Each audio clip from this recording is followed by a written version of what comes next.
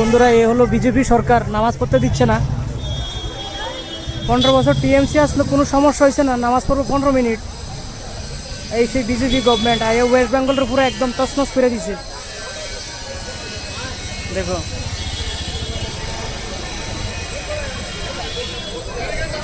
Mowgli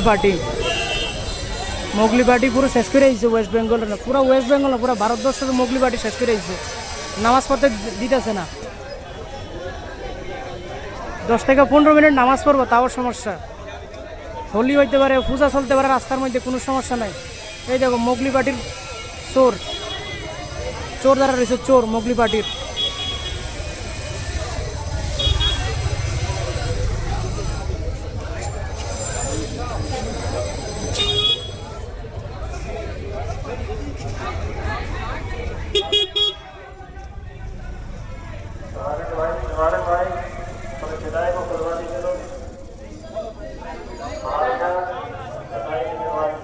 নামাজ তো পড়বে, মুসলমান থরি ভয় পায় কারোরে, ইসলাম কারোরে ভয় পায় না। এই দেখো নামাজ তো পড়বে স্বাভাবিক একদম।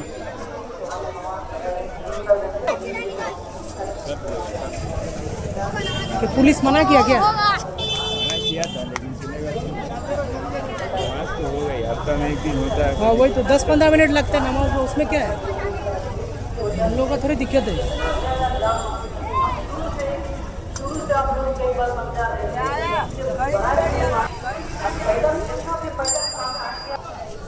फालतू एक बीजेपी पार्टी पूरा देशटारे बर्बाद करे दिয়েছে। हिंदू मुस्लिम ছাড়া আর কোনো কথা নেই, শুধু হিন্দু মুসলিম শুধু দাঙ্গা আর কিচ্ছু না।